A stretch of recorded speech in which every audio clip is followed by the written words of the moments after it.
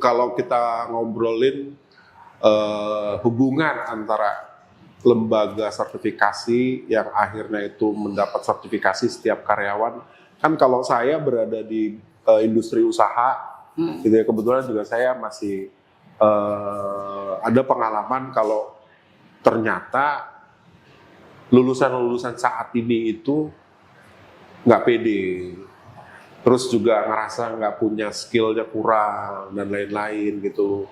Apakah dengan LSP ikut sertifikasi ini itu bisa menjawab? Kira-kira gambarannya seperti apa, Bu? Menurut Ibu? Ya menurut saya di lulusan perguruan tinggi itu kan pengetahuannya banyak ya. Oke. Ada segala jenis apa? Kalau mata kuliahnya biasanya ada lebih dari 144 SKS kan ya, paling tidak 20 mata kuliah gitu kan. Sementara kebutuhan di industri itu khusus. Jadi misalnya sudah masuk ke bagian keuangan, dibutuhkan bagian keuangan, dia hanya khusus keuangannya saja. Sementara ketika belajar di bagian keuangan juga mata kuliahnya masih luas gitu ya. Nanti ketika di LSP, nanti ada unit namanya unit kompetensi yang sudah sesuai SKKNI.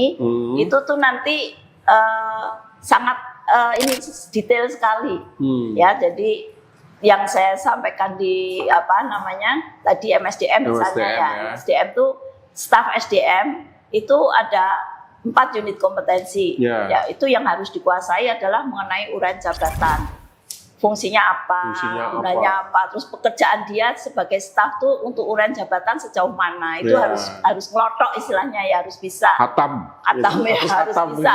Ketika diminta untuk mau ada rekrutmen apa yang perlu bagian dipersiapkan ini gitu? Bagian pemasaran misalnya, silakan uraian jabatannya dijabarkan dulu gitu. Kemudian itu dia harus bisa memberikan ini wawasannya ya. Kemudian yang kedua tentang bagaimana mendaftar BPJS, bagaimana jaminan sosial, itu sistem benar-benar jaminan diatur sosial ya, dia nanti bagaimana mendaftarnya, caranya seperti apa, kemudian bagaimana menangani apabila ada konflik atau ada masalah, itu tuh ada semua di situ. Kemudian tentang pengupahan, tugas staf SDM di pengupahan itu apa sih?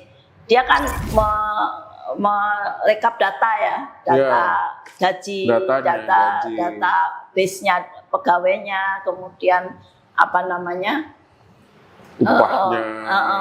Upahnya, kemudian lembur-lemburan dan lain-lain. Sampai ke take home pay-nya berapa. Nanti setelah itu kan diberikan ke bagian keuangan. Setelah divalidasi oleh bagian ini pastinya ya, oleh bagian atau oleh pimpinannya. Kemudian yang keempat tentang kebijakan SDM itu bagaimana semua peraturan-peraturan perusahaan harus didokumentasikan, diakomodir di ini yang rapi gitulah ya sebagai staf ya. Jadi staf SDM itu paling tidak menguasai 4 hal itu. Ini sudah ada di SKKNI yang ada di BNSP ya. Jadi kami tidak boleh keluar dari situ. Memang sudah ada nomenklaturnya kalau udah ada nomenklaturnya karena itu udah dirumusin dari BNSP, dirumuskan dari BNSP, dengan pengusaha, dengan Apindo mungkin kali ya. Kira-kira udah seperti itu. Di situ ya.